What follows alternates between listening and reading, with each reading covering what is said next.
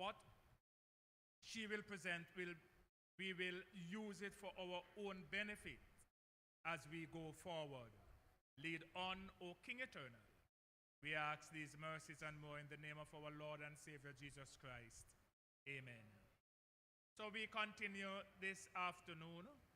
We have our presenter, and before she comes, I will be asking our sister here to do an introduction.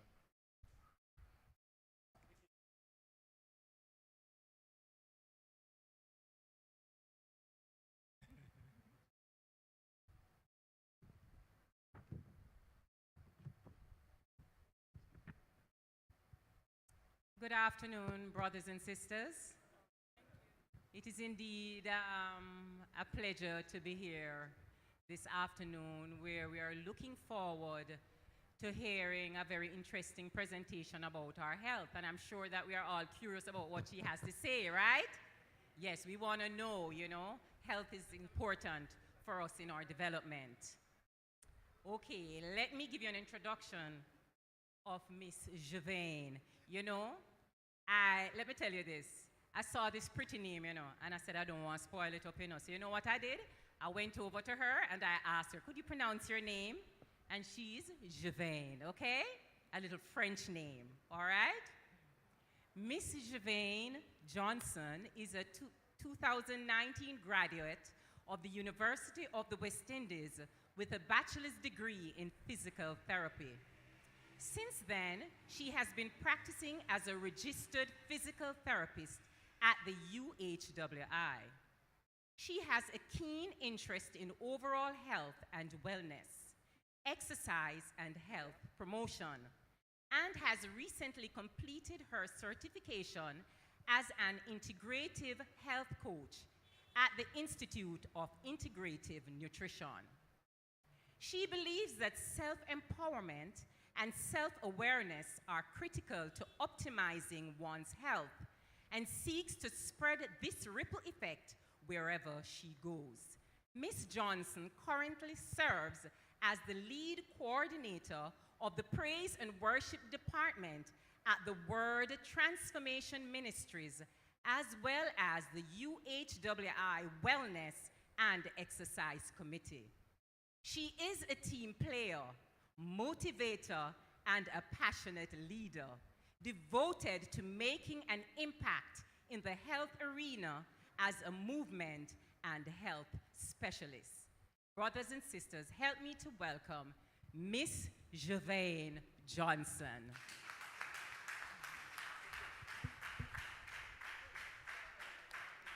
Thank you. Good afternoon, everybody. How are you? Okay, you're looking fine. I wish people could come in a little bit closer, though. If you can, just come more central, that would be good. But if you're all right, that's fine. Thank you so much for that introduction. I'm happy to be here to share with you on your theme, balancing nutrition and exercise in the pandemic, remaining strong and resilient amid crisis. So it's an honor and a privilege to be here. I'll try not to be long, but I'm sure you'll have fun because I'm that kind of person. So I won't bore you, okay? All right. You can next. Who's working with me? Next.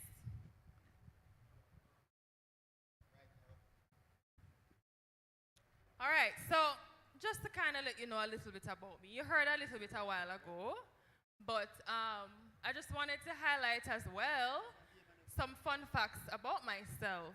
So, as you can see in those pictures up there, I'm a very adventurous person. So, I love to be on the road. I love anything adventure. Anything fun, that's me. I love dogs. That's Dusty right there, my cousin's dog.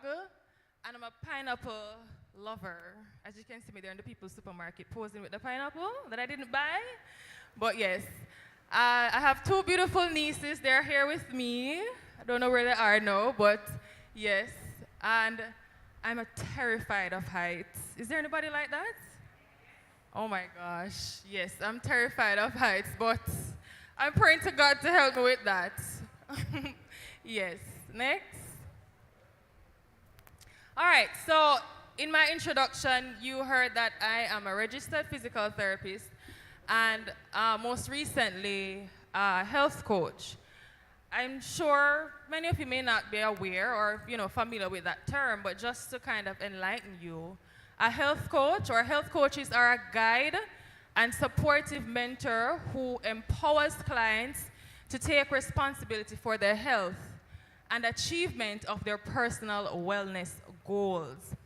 Typical areas addressed, or typical areas that we usually address include weight management, sleep, food changes, energy, stress management, digestion, a whole myriad of things.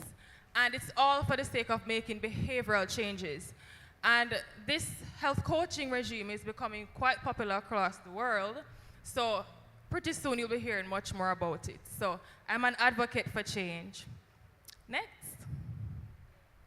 So the institution that I received this certification on, one of the core principles that they share with us is the term bio-individuality, and that means you are uniquely you. Have you ever heard the saying, one man's food is another man's poison? Right, you are uniquely you. So your nutritional needs, the amount of calories, and personal preferences vary from one person to the other. And these needs can change for an individual over time. So that's why it's crucial that we don't compare ourselves to each other or to other persons, because you are uniquely you. Amen? We're still in church, Say amen? Amen. All right. Next. Okay, and just to point out, please pay attention, because we're going to be having some little trivia stuff. We can win some stuff. So let's see who was being attentive. All right. So I want you to imagine a healthier you. Imagine a healthier you. Can you see it? Are you satisfied with where you're at now? I want you to ask yourselves that question. Imagine a healthier you. Next. So my intention for today's presentation is to unlock your imagination towards finding balance in your health, especially during this time. I know the pandemic is kind of dwindling down now, but we're still in a pandemic, and it's crucial that we stay healthy. Next. All right, so just to kind of start us off, I'm going to invite you on a very brief exercise. So I want everybody to jump up on their feet. I know you've probably been here from midday, but this is the final lap. I want to end strong, right? Hello? Okay, I promise you, you're going to be so energized after this. All right, so what I'm going to walk you through is what we call a grounding exercise, just to kind of break the ice a little bit, just to lighten you, get the blood flowing, you feel nice. So we're going to do a laughing exercise. So we're going to do 3 phases. So the first phase, I want everybody to just say, ha, ha. We'll get ready for laugh, So just say, ha, ha. All right, we're going to do it 4 more times. When I say go, you try it. 1, 2, 3, go. Ha, ha, ha, ha. All right, good. Me like you, man. All right, so this time now, we're going to add on the next one. So we're going to ha, ha, ha, ha. Right? And we're going to do 4 cycles of that one. Ready? All right, ready, set, go. Ha, ha, ha, ha, ha, ha, ha, ha. Wow, me love you now. Me really love you now. All right, so see the one you know? We're not going to give a belly roll. So like when something sweet you have to drop on the ground? Yes. You're going to tighten your belly and give me that belly rolling laughter, all right? So we're going to do that 4 times. You ready? Ready, set, go.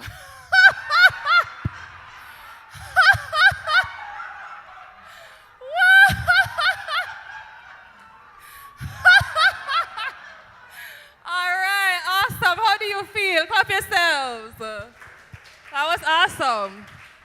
Don't you feel looking, feel looking nicer now? Yeah, man. Your body responds to that. Very good. All right, let's go. Next. Okay, so balancing nutrition and exercise in the pandemic. So it's a global crisis. 1/3 of the global population is afflicted by some form of hunger or malnutrition. As more and more people get their daily calories from high fat, high salt, high sugar, low fiber, and low nutrition and processed foods. So it's a big deal. There's a lot of malnutrition and hunger going on around the world. Next. In 2016, an estimated 41 million children under the age of 5 years were overweight or obese. Can you imagine that? 150 million were chronically undernourished, and nutrition-related factors are responsible for approximately 45% of deaths. 45% of deaths in children under the age of 5. That's almost 50%. Can you see that? So you see how important food is? Okay. So poor nutrition is directly linked to poor health. Non-communicable diseases, so your pressure, your sugar, that kind of thing, and weakened immune systems, all factors that make us more vulnerable to the novel coronavirus. Nutritional value of what we eat and the quality of how we eat. In essence, that's what it is. Next. Our poor eating habits are eroding our physical, mental, social, and cultural wellness. So what we find is that with economic growth, you find a lot more urbanization, so people start coming more to the city, and there's more increased food availability, right? However, with that, we find that there is reduced undernutrition while simultaneously creating poor eating patterns. So yes, people come to the city, there's more food available, so you'd think that yes, people are not so undernourished, but at the same time, we realize that poor eating patterns are being developed, right? So traditional diets are being replaced with nutrient-poor, calorie-dense food and less fiber and fresh vegetables, fruits and vegetables. And we're gonna delve into it some more. I'm just laying the foundation here. So unhealthy eating patterns are a major cause of rising obesity and chronic disease and are now a factor in 1 out of 5 deaths in the world. Recent research indicates that improving dietary quality globally could prevent over 11 million premature deaths, or about 1/4 of the global deaths. Can you imagine that? Do you know a circle look? 1/4. If people were supposed to change how they eat, we could reduce deaths associated with these poor eating habits. So while the overall impact of COVID-19 on our eating habits may not be clear, what is clear is that the long-term deterioration of dietary quality and a rise in obesity are weakening our immune system and is now believed to be the biggest risk factor for hospitalization and deaths from the C19 or COVID-19, especially among those under 50 years. And I see a lot of middle-aged people here, so I hope you're listening. All right, so poor diets reduce our mental health. Our mental health. It's a big deal, even in this time during the coronavirus. So recent studies have found that typical Western diets, and Western diets mean this side of the world, right? Not Europe, food side, like the Caribbean, yeah.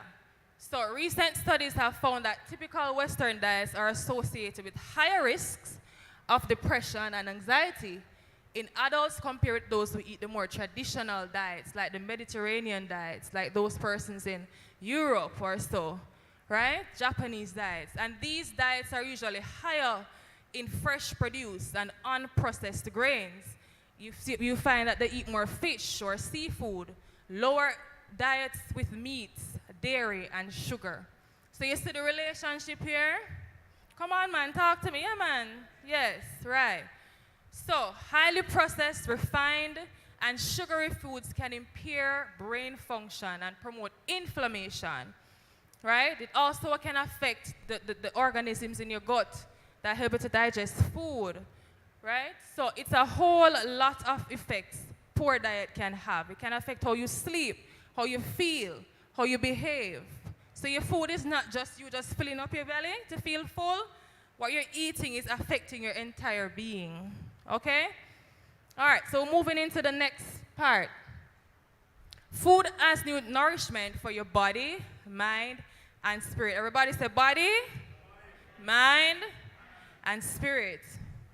All right, so I want to introduce you to this concept called primary food. So we see where food not only nourishes our physical body, but it nourishes your mind and your spirit. So one of the core concepts in my coaching is what we call primary foods, and these are foods that nourishes you off the plate. All right? These are foods that nourish you off the plate.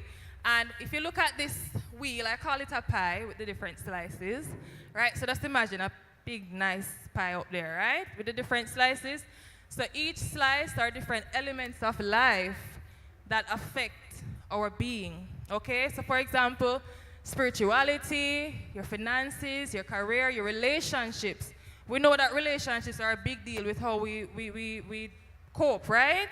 Right. So relationships. So if you don't have good relationship with the people around you, it's going to affect you and ultimately can affect how you eat. But we're going to see that as we go along. So there are 12 listed there. You can just look at them. So joy, social life, your home environment, right? Physical activity, your health, if you have any underlying conditions, stuff like that. So primary foods are foods that nourishes you outside of the physical plate of food, okay? All right. So the food that you actually eat from the plate now we classify as secondary foods, right? So foods that actually nourishes you. Next. Balance is key. So the body is always trying to maintain balance. That's how God made us, right? The scientific term is called homeostasis, where the body can recalibrate itself to maintain normalcy and balance. Just like how nature finds its way to be in balance, right? It's the same way God created our bodies to be in balance. So your body temperature, digestion is also regulated, your heart beats, right? You know when to eat, you know when to wake up. It's constantly regulating itself, so it's a process. It's an innate process. The problem is that along the way, our bodies, due to poor food and lifestyle choices, have lost its ability to regulate fully. You see that? Remember, our body is the temple of God. You know, we are stewards of our body, so we have to manage it well.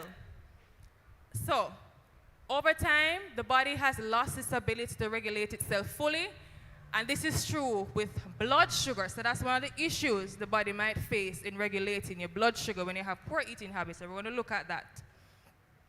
So let's talk about sugar a little bit. So sugar in its simplest form are carbohydrates, right? And they're composed of carbon, hydrogen, and oxygen. I'm not freaking you out with no scientific word, but it's all around you. Carbon is all around you. It's what makes us, this physical stuff that you're seeing. Those fine microscopic molecules is what make up what you can see with your natural eyes, right? So sugar in its simplest form are carbohydrates, and there are three forms. To put it in simple terms, they range from a single chain. So just imagine, you know, when you use the elastic band and you know when you play a game with it, you loop it up and we play the, what's it called again? Yeah, right. So just imagine a chain in your head. So a single chain, no, go back. So a single chain is one form. Then you have a double chain where two single chains come together, right? And then you have a long chain where those double chains come together and form longer chains. So the simplest form we find in like fruits. So your banana, your oranges, any fruit you can think of. The simplest form of carbohydrate is usually found in fruits. Now when you put, don't switch it. So when you put those, back to the previous slide. So when you put those two single chains together, right? Foods that we get from that include like sugar, your table sugar, right? Beer, milk. And when those two chains come together and form longer chains, we find that in more foods like carrots, etc. So they exist in different forms, all right? Next. All right, so we're talking about blood sugar. Everybody say blood sugar. All right, so blood sugar is the sugar carried to the cells in the bloodstream for energy. Your body needs energy to do everything. From you sleeping, walking, every little thing that you can do, it takes energy, right? So blood sugar is sugar carried to the cells in the bloodstream for energy. Now, blood sugar levels rise after consuming meals, right? We can understand that.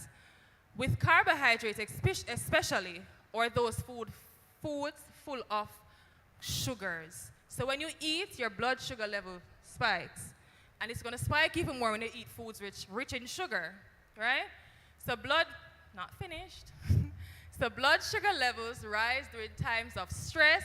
We find that it peaks to when you're under pressure, right? When you're sick, right? They might dip.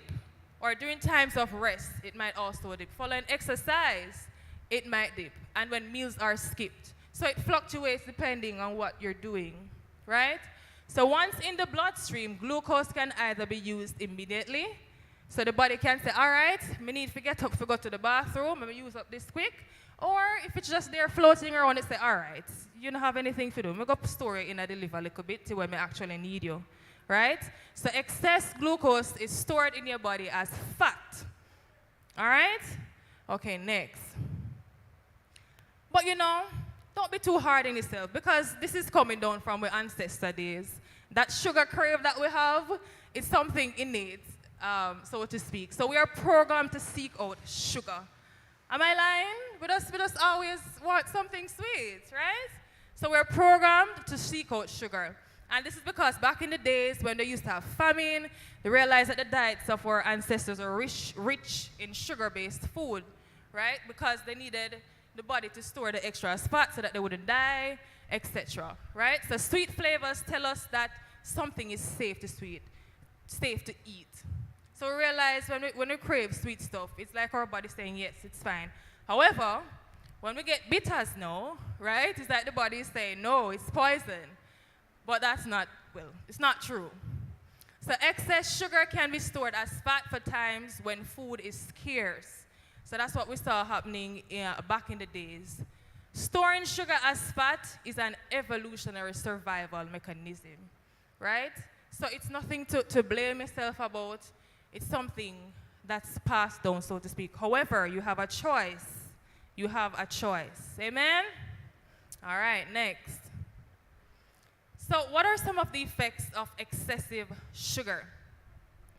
Sugar promotes inflammation in the body, right? You ever see when you get a cut and it swell up, it look red, it's painful? That's a manifestation, a simple manifestation of inflammation. But on the cellular level, it is very chaotic, right? It's not something good. You don't want too much inflammation in the body because it throws off the bodily processes, right? So excessive sugar promotes inflammation, which is the underlying cause for most of those diseases you see out there. So the sugar and the pressure, the underlying cause for them is excessive inflammation in the body. So what sugar does is disrupt the gut microbiome or the microscopic organisms in there. You have good ones down in there, will help if you digest your food. But when you eat too much sugar, it disrupts them, so they can't function properly, and then that puts you at risk for decreased immunity. You get sicky and all of these stuff, right? Also, excessive sugar can potentially lead to insulin resistance. So that's when the body can no longer respond to insulin. And insulin is that hormone that the body secretes whenever you eat sugar. So it causes the body to utilize the sugar. So when you eat, it's like the insulin aroma and say, oh, okay, sugar the boat. You go there, so. You go to that the organ, they go do that. You go there, so go do that, right? So insulin is the boss. So it dictates where the sugar should go to be used. Understand? Understand? Okay. All right. So this potential risk for insulin resistance puts you at risk for type 2 diabetes, right? Excessive sugar also distorts your hunger cycle, the hormone that tells you that you're hungry. So it disrupts that, and it might cause you to overeat, and that can put you at risk for obesity. So you see how much effect, and this is just a simple few. You see how much effect excessive sugar can have, right? All right, next. All right, there carry my sugar.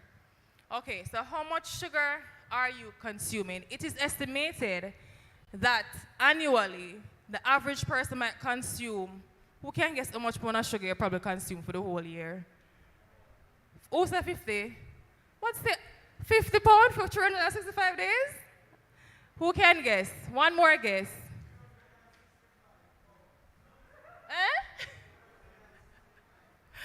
Well, that's a little bit over, but it's estimated 150 pounds of sugar that we consume annually. You see what 1 pound of sugar look? Multiply that by 150, right? So, how much sugar are you consuming? So I want you to imagine a cube, like an ice cube. So one small cube of sugar is equivalent to 4 grams. Everybody say 4 grams, because we're going to look at maths. 4 grams, right? So I'm teaching you a simple way of how you can calculate how much sugar you're consuming. So 1 small cube of sugar is equivalent to 4 grams. So what you do is divide the amount of sugar that you'd probably see on the label in grams. So you'd most likely see sugar in grams, so like 10 grams, 26 grams, stuff like that. So what you do is divide that by 4. And the number you see is the amount of sugar cubes for just 1 serving. And you know when you buy the processed foods, no 1 serving don't come in there, all 2 serving. When you buy the bottle drink, all 2 serving come in there. When you buy the bag of chips, 2, 3, depending on the size. Right, so that's for 1 serving, and a lot of times we eat off that, don't it? Right, next.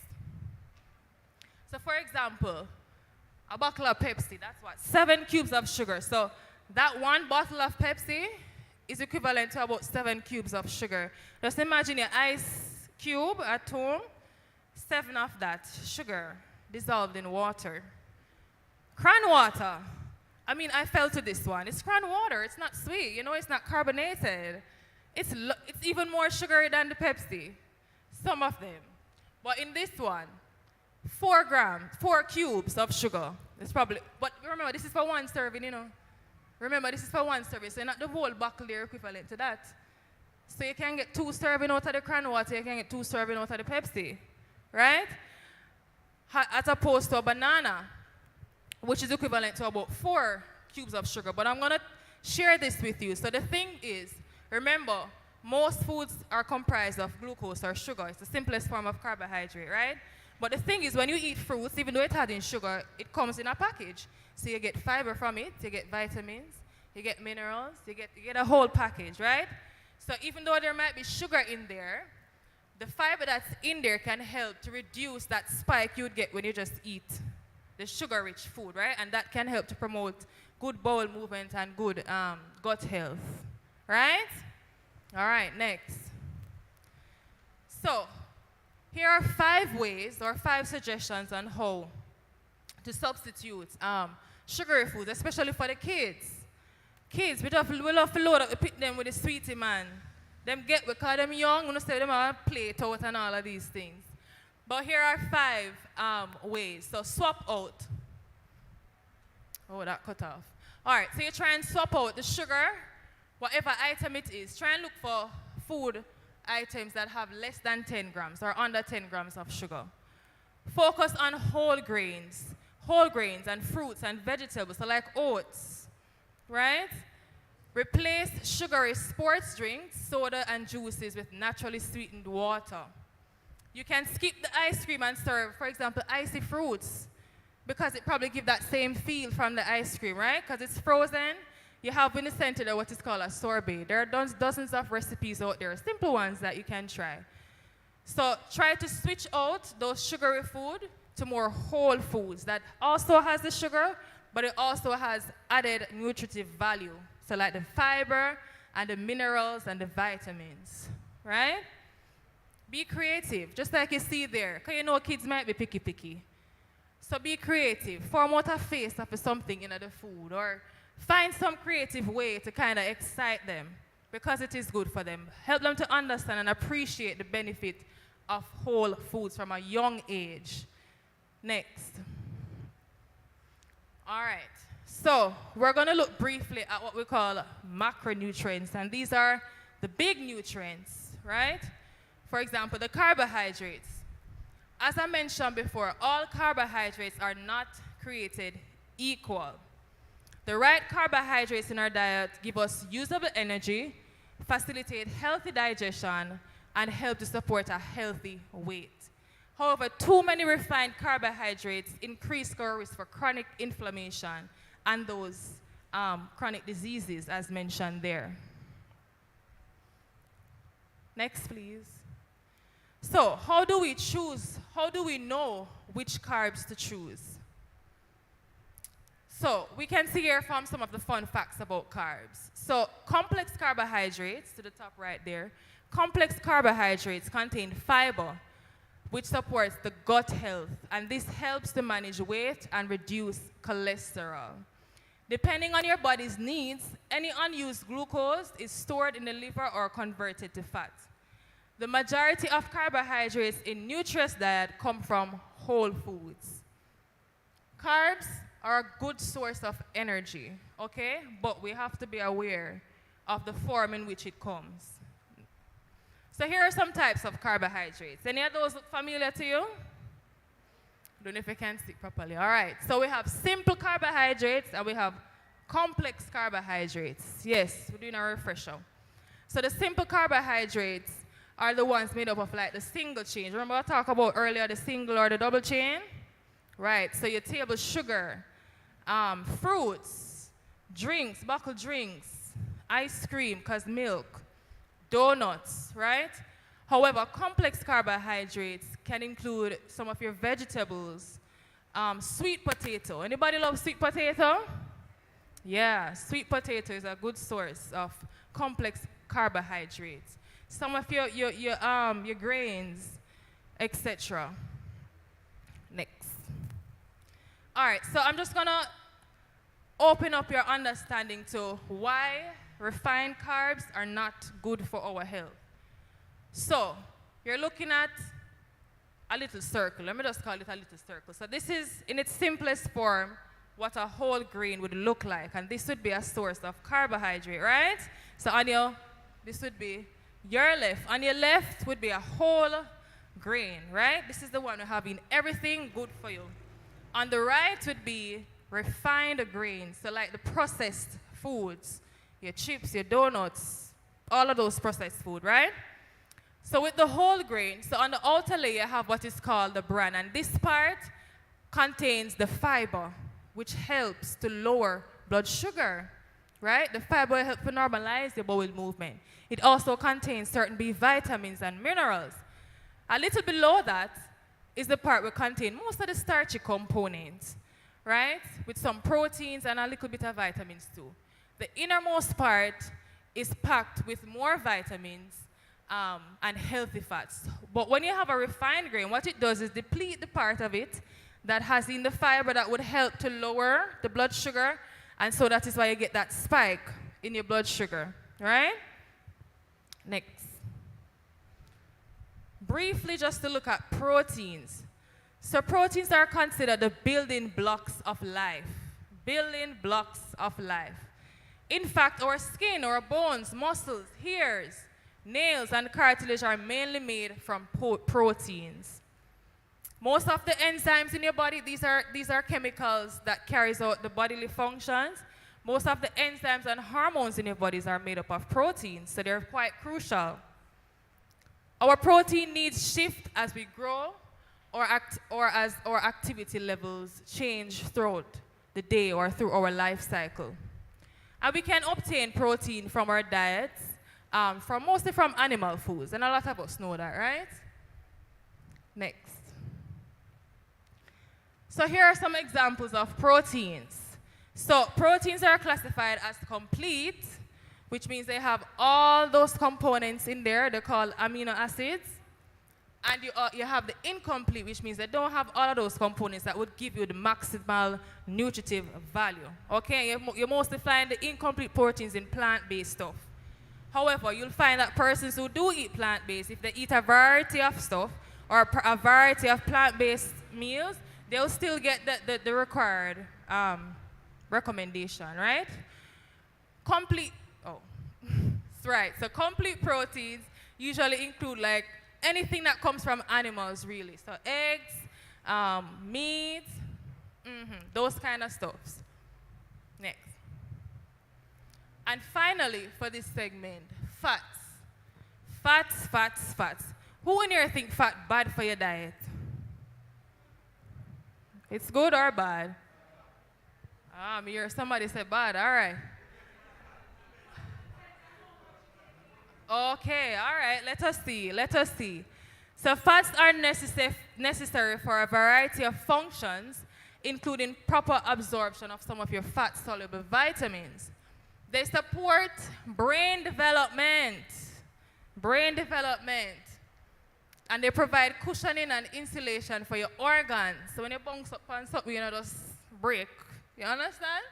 So on an external level, or on the simplest level, they help to cushion or insulate your organs, and they play a role in the hormone synthesis. And hormones are very, very crucial with how your bodily systems operate, right? Next. So, here are some fun facts about fats. So fats are also known as lipids. And as we said, they're very crucial for achieving optimal health. So I know some of us have a bad relationship with fat, but we're going to see how it can be detrimental and how it can be useful.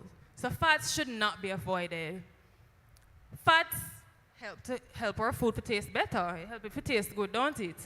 Yes. And it keeps us feeling full. So usually when you eat a meal rich in fat, you full up faster, right? All right.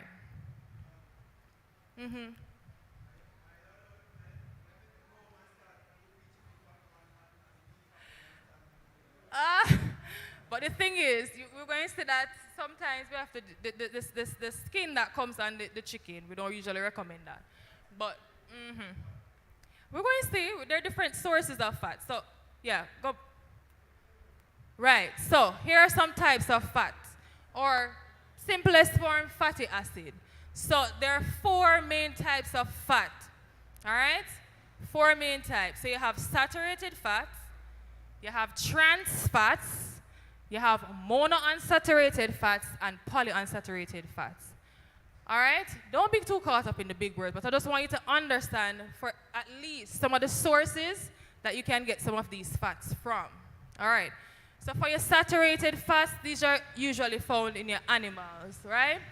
So fatty meats, your poultry, the skins of these poultry, etc. They're also found in dairy products, so like butter, cheeses, milk, ice cream. They tend to be solid at room temperature. That's one way you can identify saturated fats, right? They're usually solid at room temperature. So your margarine, your butter, right? Those kind of things, they're usually solid at room temperature. Trans fats, no, these are usually like in our deep fried foods. Deep fried foods, so our French fries, our burger, yes, our pizza, right. Margarine, processed snacks, packaged cookies, anything processed. So usually come in one bag, right. Trans fats are almost always present. Monounsaturated fats, no, these are plant-based foods. So like your avocados, your olives, various nuts, some oils like olive oil. These usually are liquid at room temperature, the monounsaturated and the polyunsaturated. Polyunsaturated include like your fish, your salmon, your tuna, your sardines, and some dark green leafy vegetables. Let's move on to the next slide.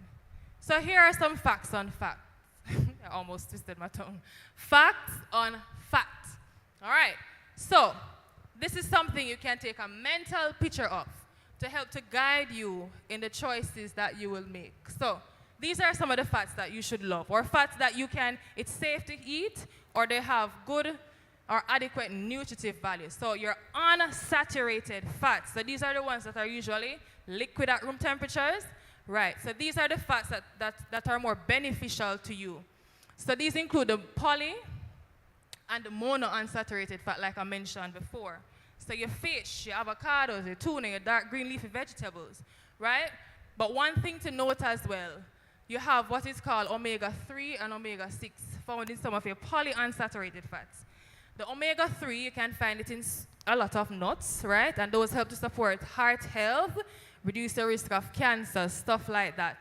However, omega-6, which is also a form of polyunsaturated fat, this we usually find in our processed foods, and these promote inflammation, right?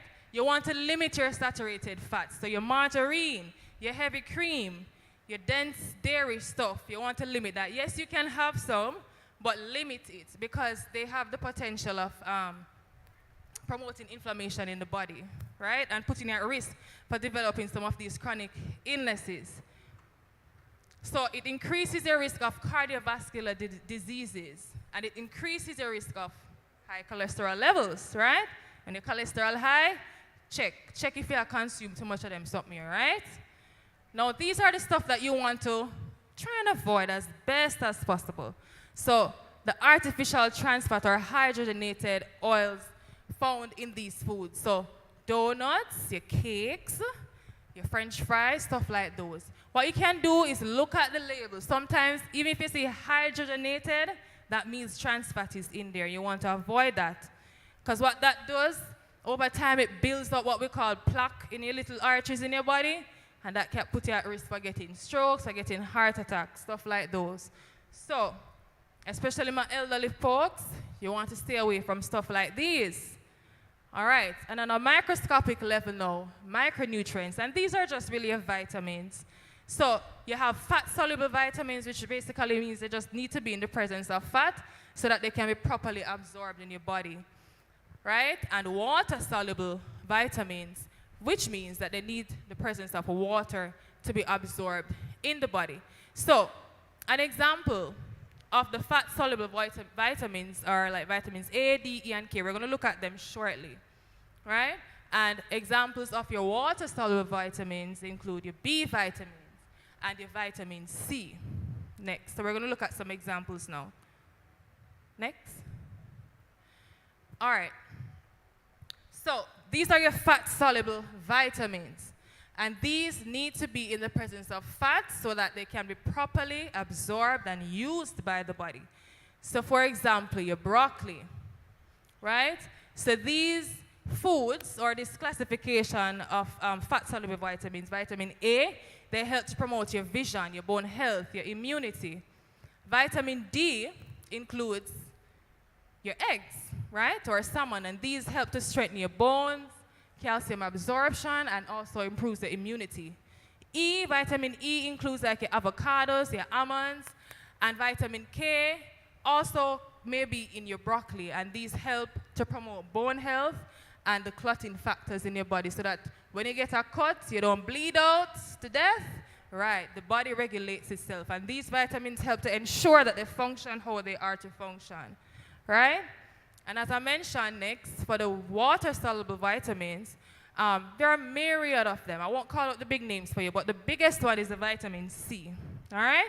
And those you find in your fruits. You can look at those. So there's folate, there's thiamine, which might be in your beans, there's biotin, which might be in your eggs, etc. All right, next. A diet is the food that a person or animal usually eats, right? So what, in our culture, our diet is what we typically eat, right? This is one recommendation. This was found by a biochemist called Barry Sears, and he developed what is called the zone diet. And the zone diet is based upon having the right balance of the three macronutrients that we just discussed, so your protein, your carbs, and your fat. So this diet is built upon balancing those three at every meal and at snacks. To get the desired balance of your goal, whatever it might be, is to get a 1:1:1 ratio, so equal proportion of each. Many doctors and dietitians actually recommend a Mediterranean diet. So the zone diet is usually what is used in the Mediterranean parts of the world. And they found that these people, they had fewer risk of heart problems. They usually live longer, right? So the diet emphasizes fruits, vegetables, and whole grains, and includes less dairy, meat, like we typically see in our Western diet. Anybody ever stressed out? My little friend here, everything him raise him hand for. Wow, stress. Who don't like stress?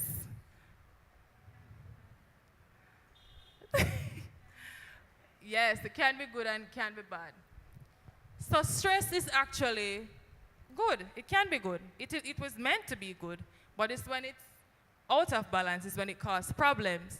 So stress refers to your body's response to challenges it might face. So if you see where a dog going to run down, your body says, pick up your 2 foot them in your hand and run. And your heart rate start to increase, you start get anxious, stuff like those. So stress can be physical, mental, or emotional, right? Perceived stress refers to the amount of stress that an individual feels he or she is under. So everybody might perceive stress differently. Me might look upon stress differently, you look at stress differently, right? When faced with stressful situations, people have to find ways to cope appropriately with these perceived stress levels. However, when you see the last part of the slide there, what we turn to when we stress out? What we turn to? Food. Right, food. Food. And usually those foods that look more attractive and pleasurably, junk food, and we're going to see why. But before we do that, there's acute stress and there's chronic stress. Acute stress is stress that we experience just for a little brief moment, right? Example, if you're preparing for a big exam or a presentation, or you're running late, you might feel a little anxious or stressed, right? And this is likely to increase your drive to eat, even if you're not even hungry, right? Chronic stress, though, is when you continuously, or over a period of time, there's continuous stress. So it refers to stress that is experienced continuously over an extended period of time. And this takes a major toll on health, and it creates what we call constant inflammatory state. So your body just out of whack. It's constantly on alert. You understand? There's no balance. It's not being regulated properly. And these we see that is linked with, and these are usually linked with some of the chronic diseases. So, what types of food do you crave when you're feeling stressed? Shout it at me. Ice cream. Everything. Cooked food. Chips. Yes, right. And these food are what we usually call hyperpalatable. Hyperpalatable. Palatable refers to your mouth, your palate. So that hyper means it gives you a heightened feeling, right? We usually call it comfort foods. And usually when we're stressed, we ain't going to grab no vegetable. We're not going to feel like we want a vegetable. We want something that is going to comfort us. And these hyperpalatable food are usually high in fat, high in sugar. And what it does when you eat is like your body is saying it needs something to appease this heightened sense. So what it does when you eat it, it releases a hormone called dopamine, and this is a feel-good hormone. So when you eat it, you feel nice, right?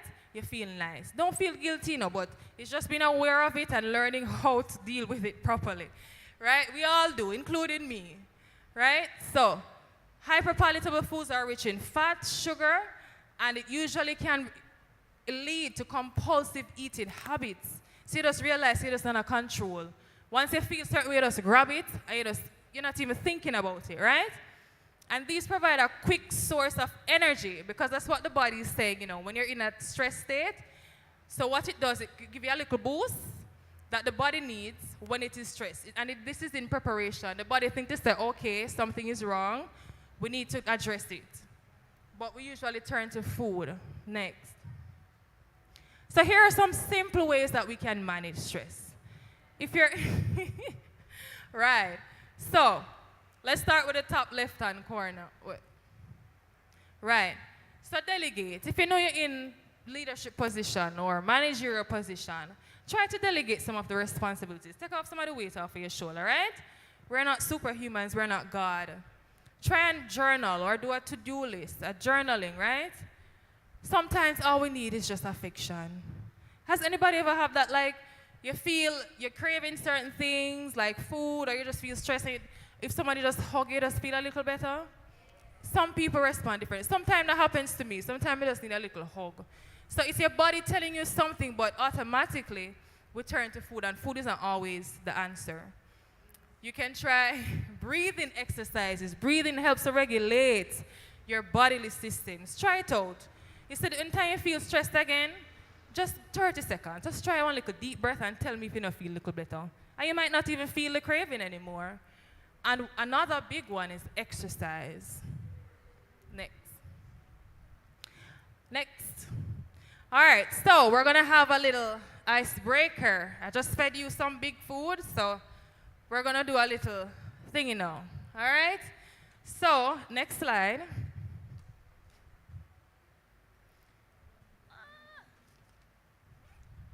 All right, you still with me? Wanna sleeping? Oh gosh, I know you guys had a long day, but look at you here, just for your health. That's very, very good. All right, so we're gonna play a little game called Spin the Wheel. When you ever see them TV show where them spin the wheel and land on something, well, I don't have a physical wheel. So, what I'm gonna do we have families in here still? I know it's a family day. Do we have families in here? All right, I need 2 volunteers or 2 families to run. Come up here, run. Watch them.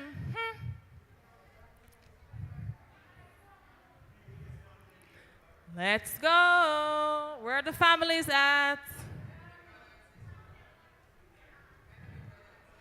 Brother and sister, yeah, man. Come, let's go. 2 families, 2 families.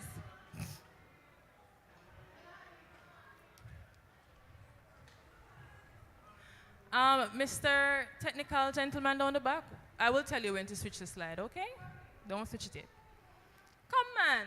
What are the 2 families them there? And mommy and daughter this? Mr. The resemblance. So what my other friend there? Him gone? Okay, all right. So, which family do I have on my left?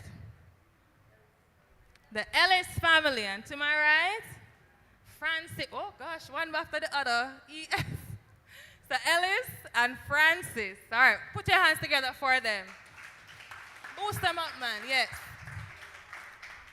All right. So each team, you're gonna be given a total of 6 attempts, right? So what you're gonna do? So it's just like spinning the wheel. So when I say go, you're gonna choose one of the slices of the pie up there, right? So a member from each family will choose a component. The team is in there. Choose a component or slice of the pie for each attempt or each round that will go. So each slice of the pie is assigned a number with a hidden challenge, which I have here. And each team will attempt to carry out the challenge hidden in each slice. 1 point will be given for if it's done correctly. I need somebody to give me time. Who can be a timekeeper for me? What are the young people in there? All right, come, my friend. Where your phone there? So I need a timekeeper and I need a scorekeeper. Scorekeeper. Who volunteering for the scorekeeper? You? All right, thank you very much. So remember, Ellis family, Francis family. All right, so who wants to go first? All right, Ellis wants to go. I'm waiting on mommy to come back. All right, so my timekeeper, where am gone? So you see, when you choose the pie slice, I'm gonna tell you what that challenge is equivalent to, and then you're gonna have 30 seconds to try and complete that challenge, okay? You all right? All right, so put 30 seconds on your clock for me.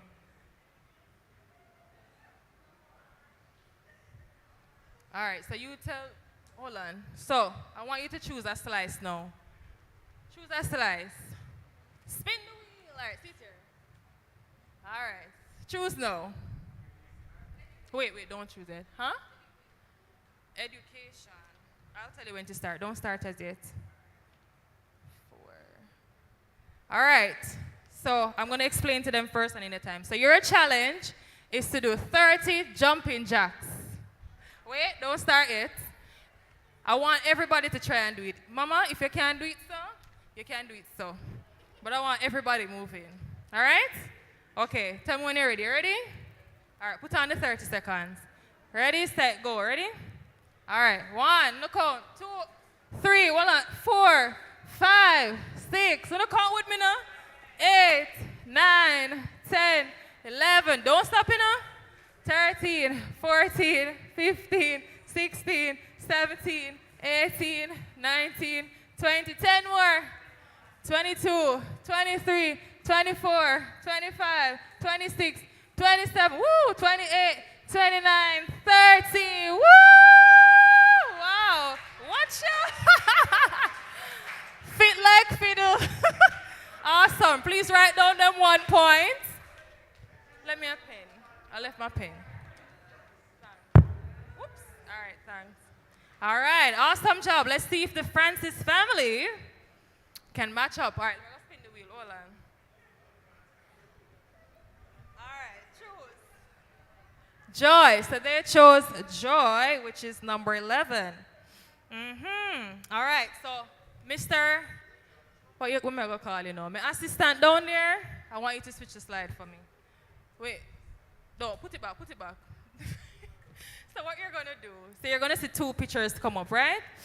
On the left and on the right. This, you know this, don't it? Yes, you have an advantage. So what they're gonna do, they're gonna see 2 pictures and they're supposed to try and combine the words of each picture to come up with the whole word. For example, see if I can come up with that example. No, I don't want to give you the example. But you understand? You understand what to do? All right, so go. You ready the time?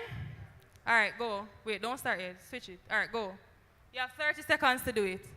So you're supposed to figure out what that is. If you're in the audience now, do not shout it out. Tell me when them reach 15 seconds. Come on now. So look at what the 15 seconds to go. Yeah, so whatever the 2 elements of the picture combine is to create 1 word. How much seconds?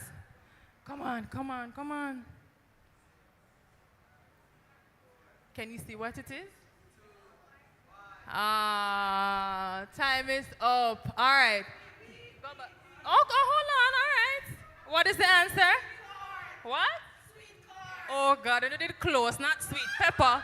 Peppercorn, pepper. See, the pepper and then corn.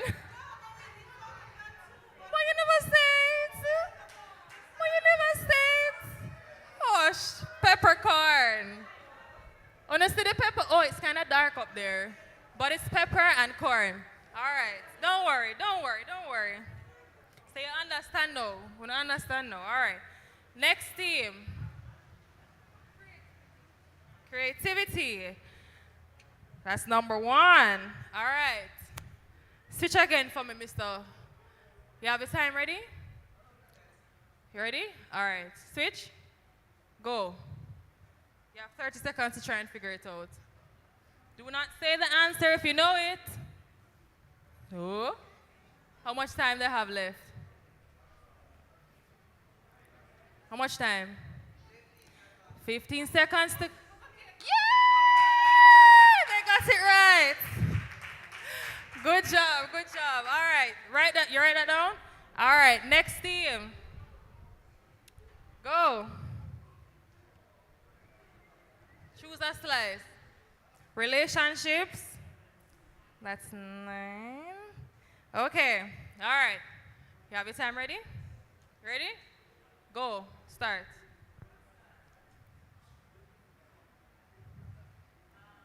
So look at the picture. What? Do not doubt yourself. How much? 15 seconds. What's the answer? 15. Hold on. How many people get them? 1 chance? 1 answer? Which one? Come, shoot. Eh? Come, what the answer? Eh? Say it loud.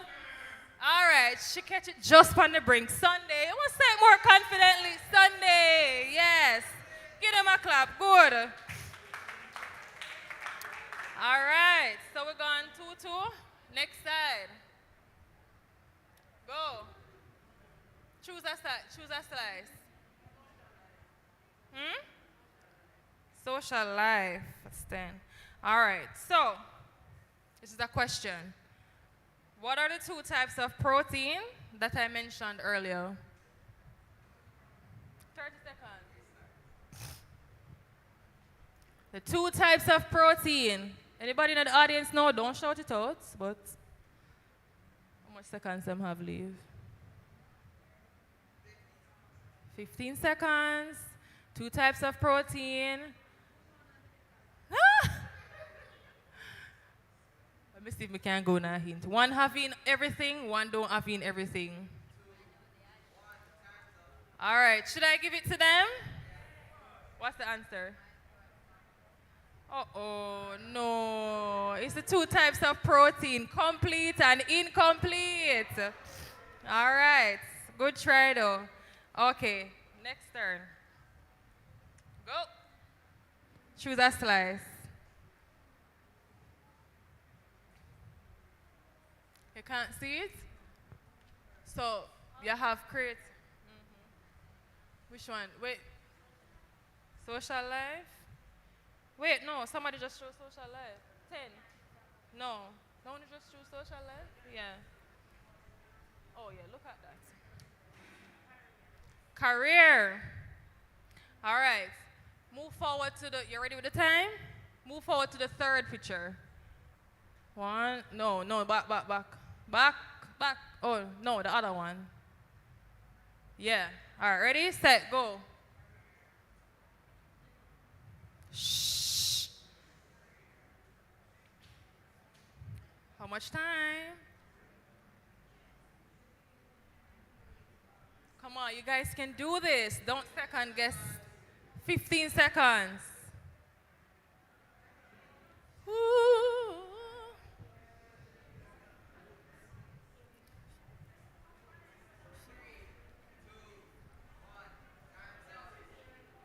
Should I give them? Yes, give it up. Don't doubt in yourself. All right, good job, guys. We have 2 more for each side. You just go. So your turn. Go. Choose one. Huh? Home environment. All right, this is another question for you. True or false? Fat should be avoided in your diet. Okay, all right, good. You know that. Listen. Good.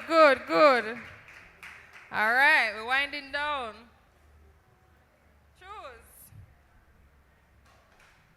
Choose one. Look at that one.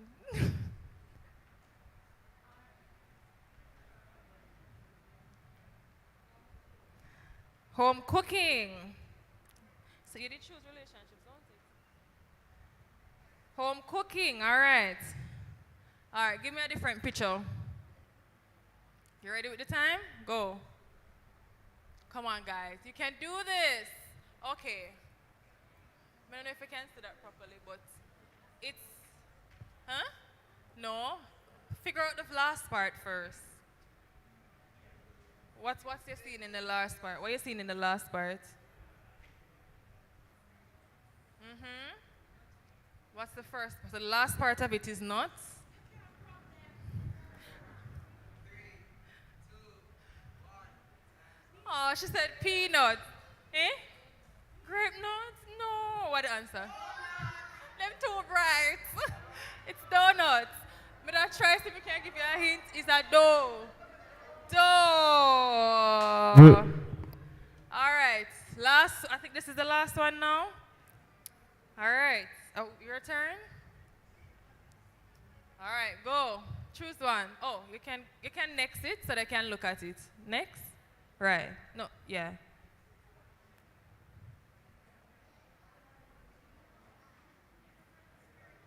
Spirituality. All right. When I get the whole question. Oh no, this is not a question. Oh, you get all of the exercises. So you're gonna perform 15 calf raises. So it goes like this. So wait, you're gonna do 15. Ready? We're going to count together now. Ready, set, go. 1, 2, 3, 4, 5. Don't stop. 7, 8. So help me now, my voice tired.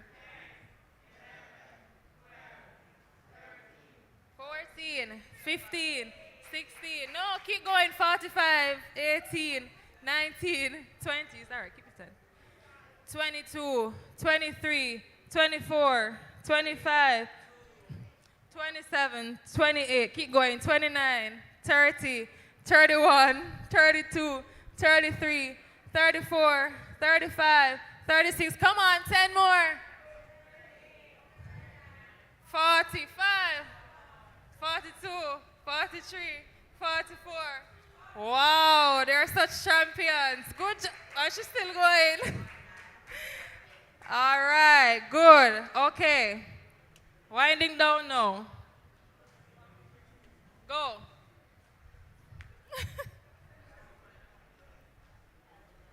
Health. She chose health. Wow. All right.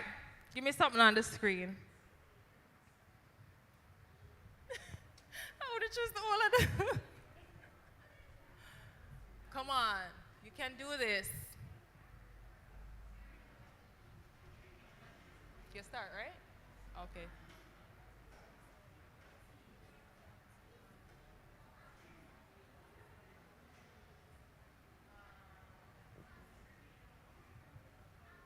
How much seconds? So look, what is the process? May I help them? What am I doing with the string bean?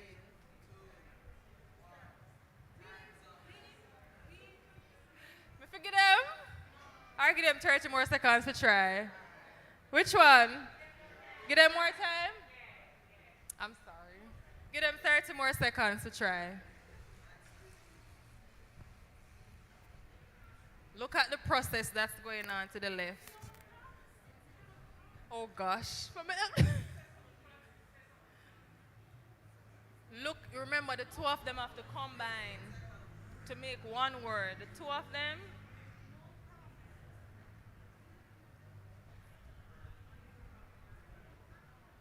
Think of food. What food get us on it? All right. Let me see if they can get it. Oh Lord, Chibrity? Yes, it's cookie. It's cookie. Cooking. So the sound, right? So cool, and then the keys, cookies.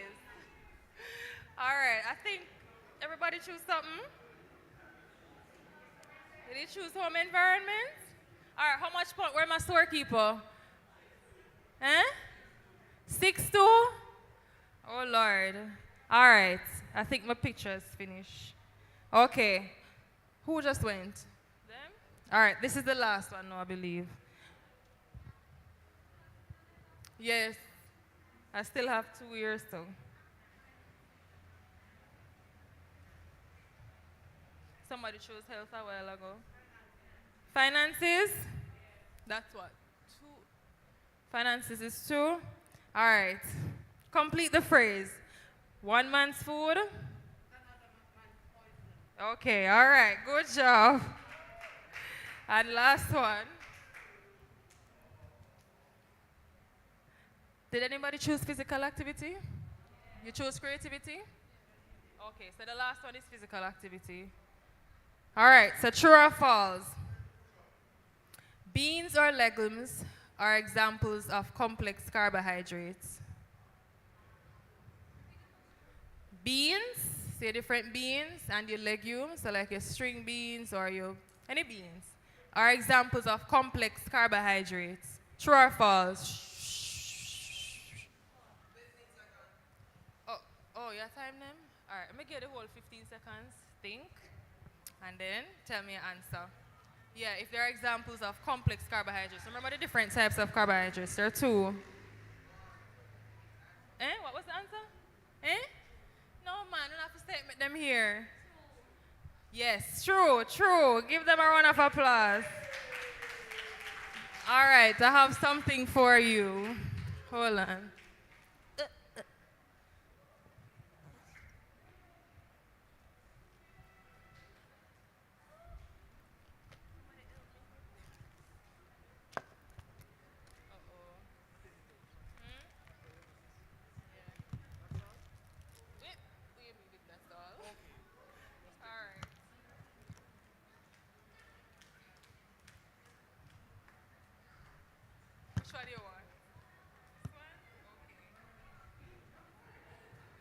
Give them a round round of applause. Congratulations. Very good. Very, very good.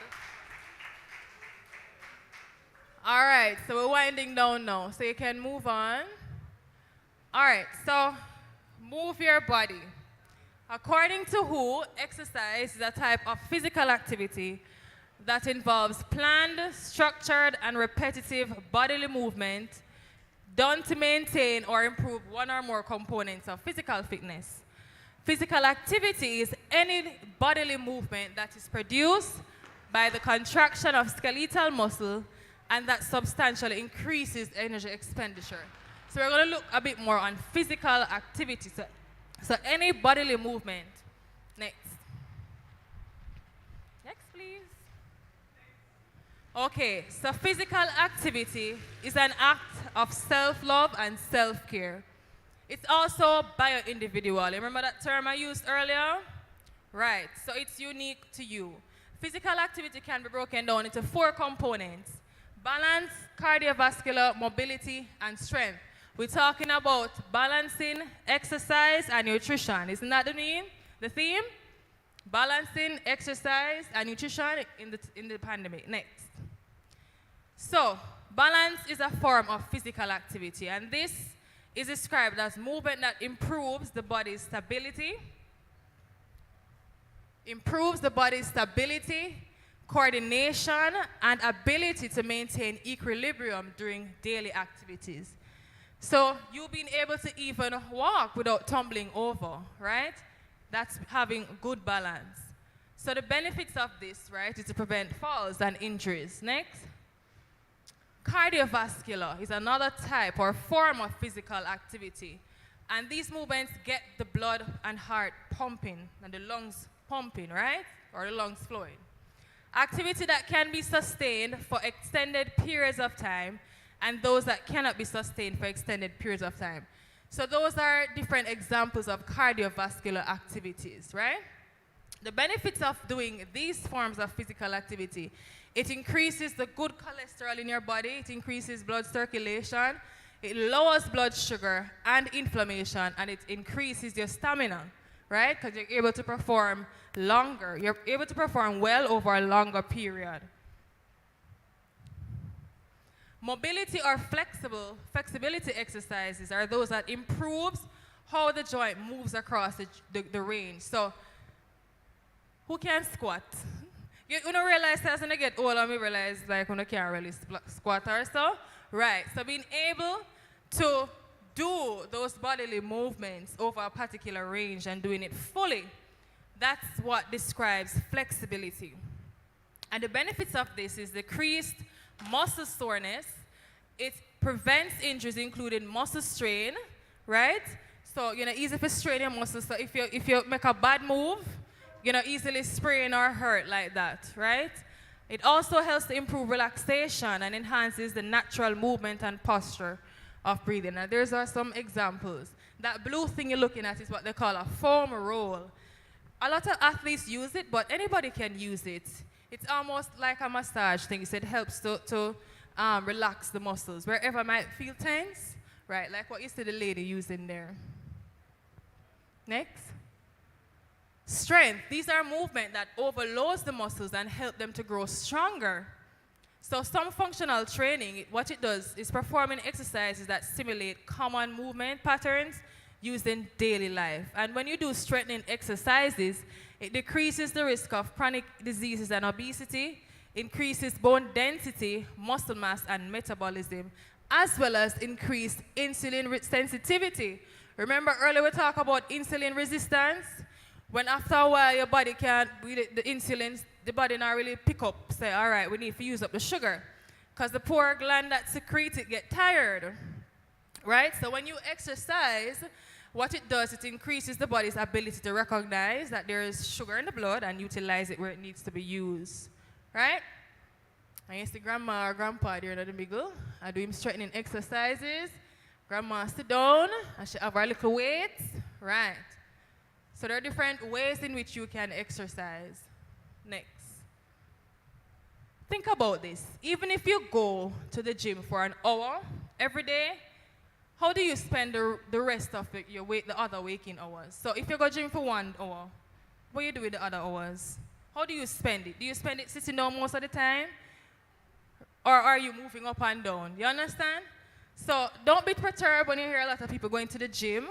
You don't necessarily need to go to the gym to have a healthy or fit life, right?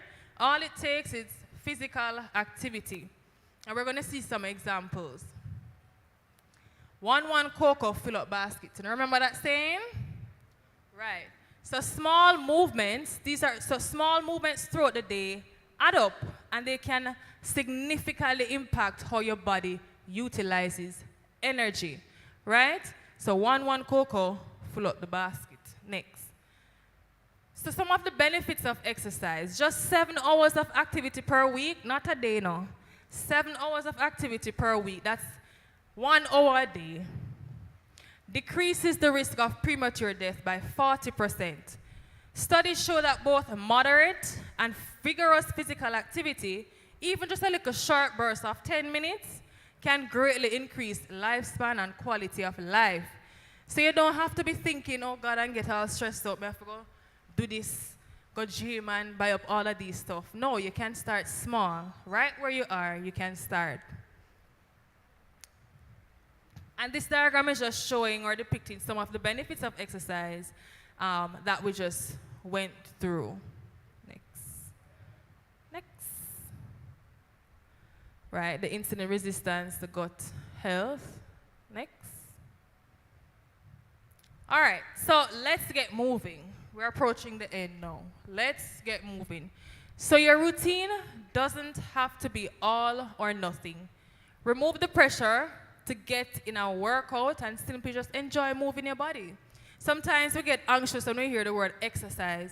You don't necessarily have to use the word exercise. You can call it whatever you want that motivates you to move, right? Imagine a healthier you. Tap into the power of your mindset. Visualize yourself doing these stuff and affirm it by doing it. Discover your unique fitness personality. Yes, everybody's style different.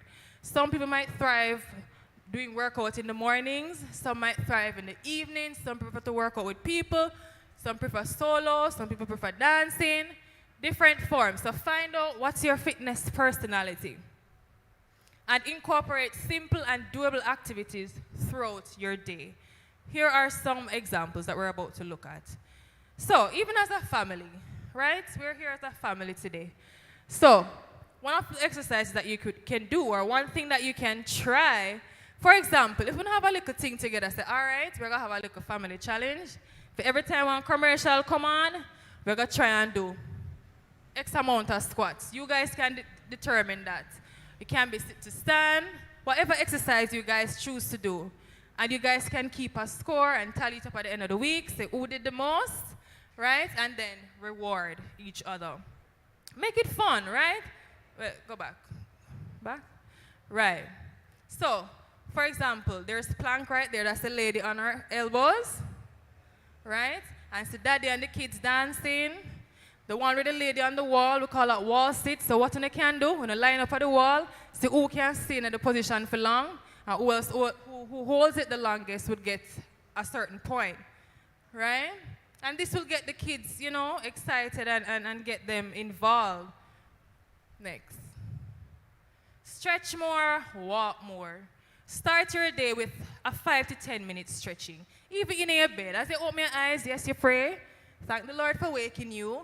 You can try to do some stretches even before you come out of the bed. Hope you need them, right? Sit up and reach to your ankles, if you can. But listen to your body. If it feels too painful, try a different position, right? Try seated stretches at your desk. I know a lot of you might work in that type of setting. You can take 2-minute stretch breaks. We take 2 minutes to go up on our phone, go up on Instagram, go up on this, all right? And go see what one. Take a little 2 minutes, man, and stretch. Stand up, move your body, or do something that feels good for you. Another way you can incorporate these small physical activities. If you drive, you can try and park farther away from the entrance, so that encourages you to walk, right? Or you can place items that you know you might frequently use. or just any item a little farther away from you so it encourages you to move. If you're on a call, instead of sitting down, laying in the bed, walk around. And that also can help to stimulate creative thinking. Next.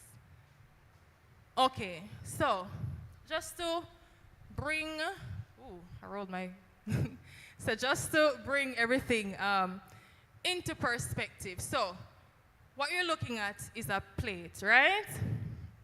Hello, right? Right, so on the outer border, or the outermost, you see the water and you see fats and oils. Then on the rim of the plate, we see like relationships, career, physical activity, spirituality, which are some of the things that we mentioned earlier. And then in the center, you have foods that you would normally eat. So we see where the bigger picture includes those external factors that affects you. So your relationships, we spend most of our time, if we're working, most of our time at work during the day.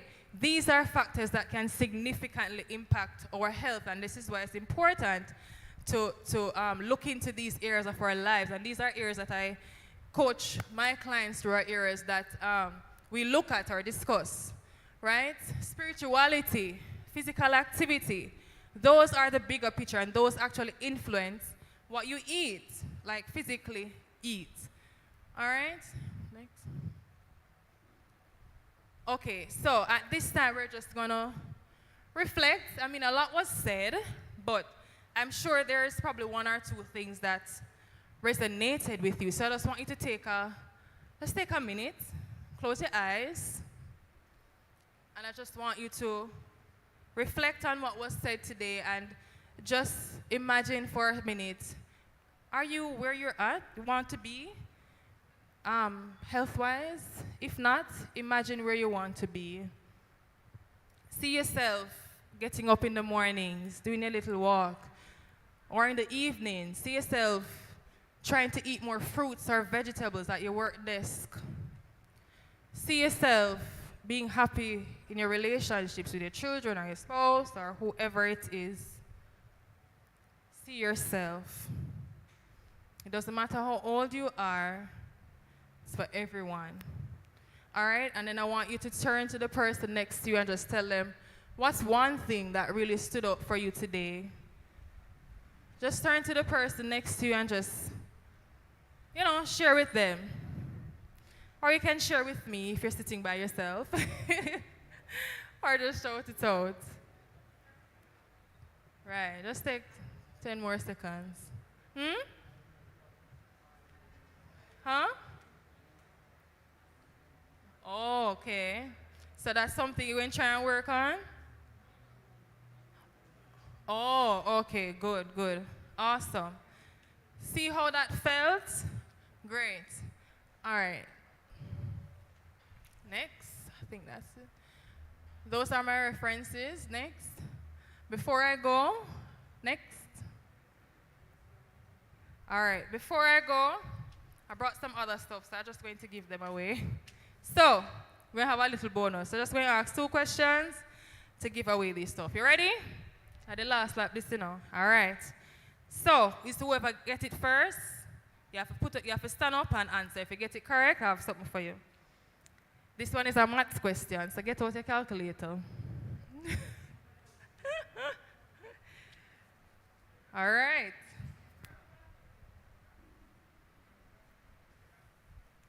So if 16 grams of sugar, you ready? If 16 grams of sugar are in a small barbecue sauce bottle, how many cubes of sugar make up 1 serving? Yes, my friend gets it. Come, I'm gonna put your hands together for her. She gets it right. 4. This one, come and give her. Oh, give her a shirt.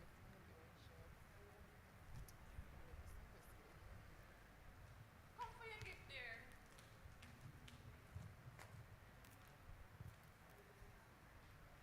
Congratulations. Now putting the hands together for her. All right. Let's see who was paying attention. What animal was used or displayed in the slide in my presentation demonstrating balance. Woo! Who said it first? Come, very good. Come for your gift. Congratulations. Put your hands together. Oh Lord, I have 2 more gifts. I don't have no more question. Oh gosh. Eh? Just give it them? Where's the man? Is a female shirt this or guys here? Is it a female? I have a small, customized,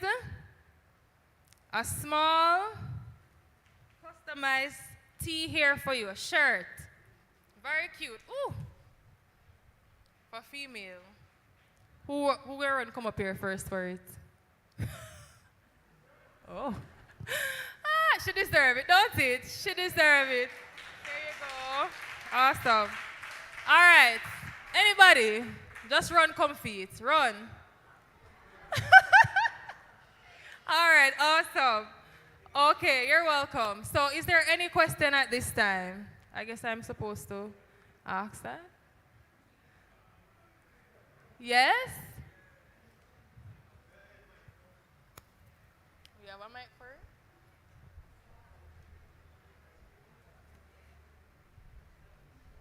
Huh? Oh.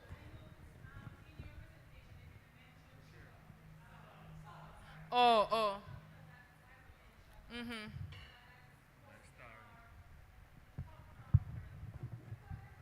Culture? Mm-hmm. Mm-hmm.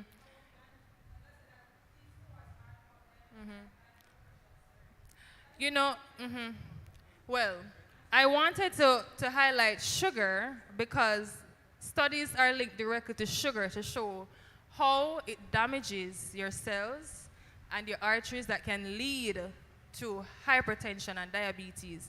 It is really sugar is the culprit. Not saying that you should consume a lot of salt. Salt is important. But it is sugar where the studies show that when you have too much refined sugars, that promotes inflammation in the body. And that is where the different organs or the systems begin to not function how they're supposed to function. And these can lead to the obesity. These can lead to the hypertension because just vessels get damaged. And that increases the blood pressure as well as the diabetes. Remember the insulin resistance I spoke about? So it's really the sugar that leads to these stuff. All right? But don't eat too much salt neither. All right. Oh, yes, I'm so sorry. Yes. Okay. My question is, earlier on, you have asked a question, how much sugar does a person absorb for the year? And I was told 150 pounds. Okay. Now, the person that does not love sweet, right, and the person that drink a less of water rather than sweet, am I to understand that everybody absorbs of sugar?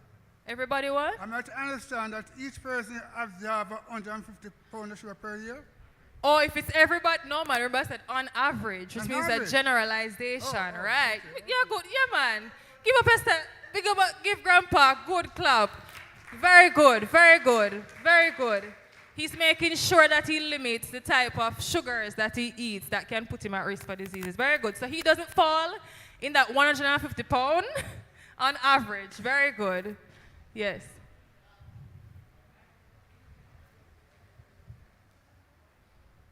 If I'm drinking a bottle drinks and I adulterate it with water, is it good or bad? If you do what?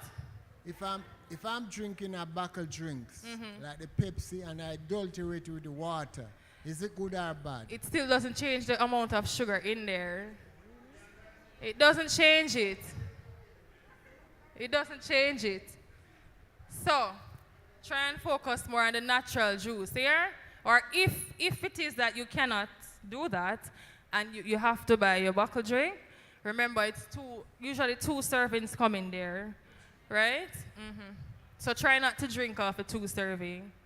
I can't hear you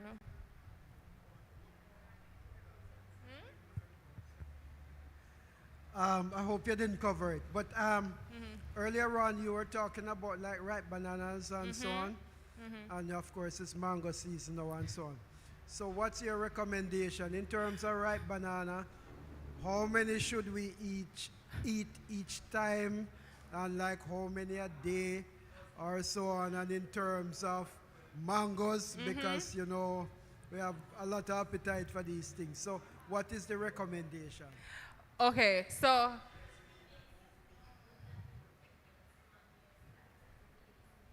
right. So she's partially answering the question as if to say, so if you have underlying conditions like the sugar or diabetes, then you know the doctors usually recommend do not consume too much sugar. However, I focus more on cultivating healthy lifestyles. So the dietitian or the nutritionist would give you a specific amount or prescription of how much you can eat.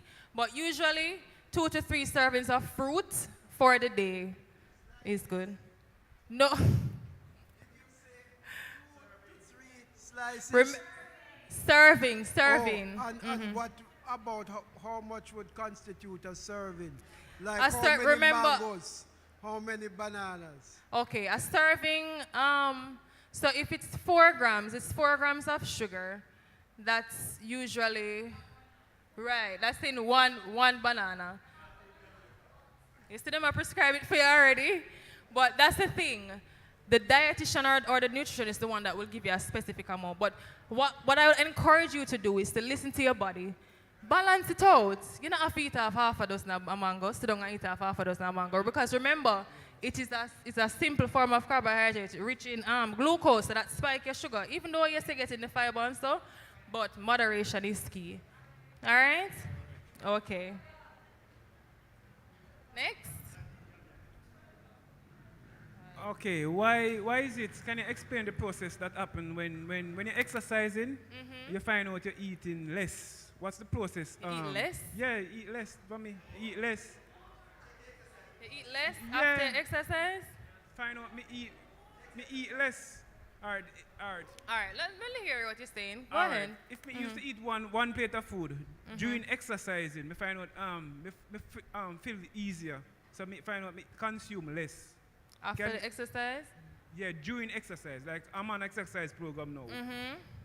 The amount of food that I usually eat, I can't eat that amount again. Oh, okay. Did somebody prescribe that to you, or it's just you feel like you cut down on it? Well, remember I spoke about the balanced meal. So it's good to eat in proportion. And even with the zone diet that I shared about the 1-to-1-to-1 ratio. But if you're exercising, you probably need more protein.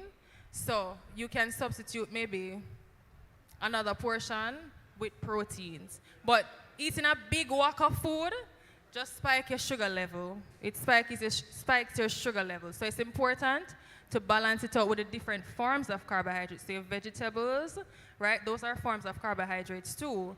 But they're rich in the fiber, so it doesn't really spike your sugar level as much. So it's good. It's good that you don't eat a big wok. Keep it balanced.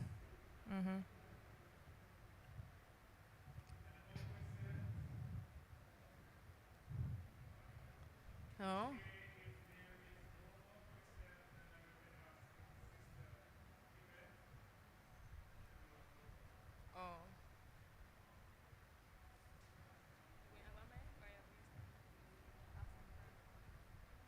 Hello? I think she needs a mic.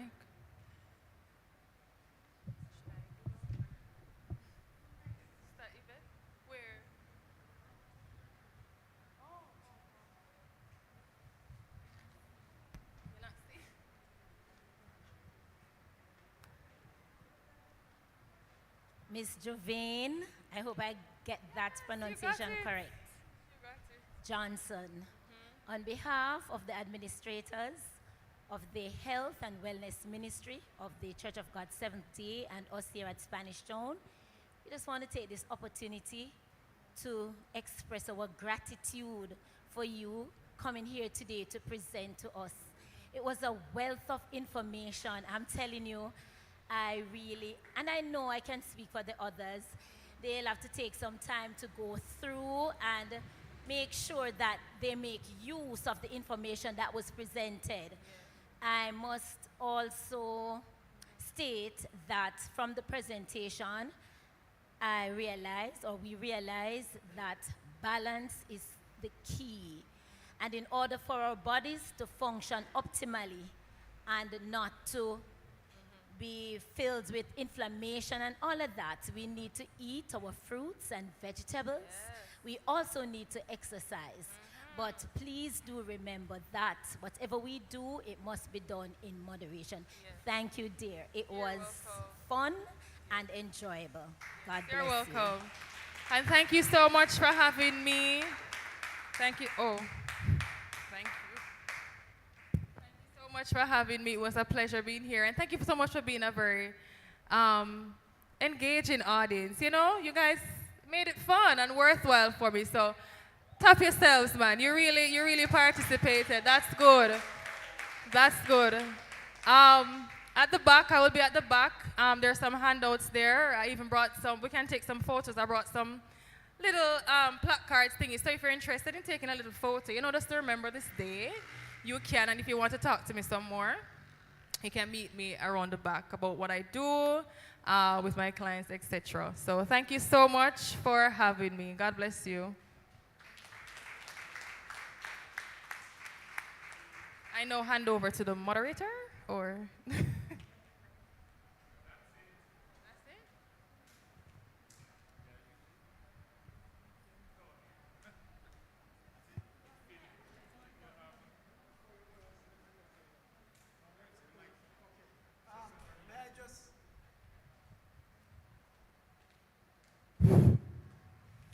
Brethren, I want to thank you for remaining, and we would have had a larger gathering, but I realized that many of the brethren thought it would have been a Zoom presentation. All right? So that little misunderstanding, so many of them left. They didn't come prepared for the entire day. But I want to thank you who have stayed, and we did have a fruitful time. God bless you, and we look forward to greater things. That's it. We have kept our word. We didn't keep you back for more than 2 hours. Right?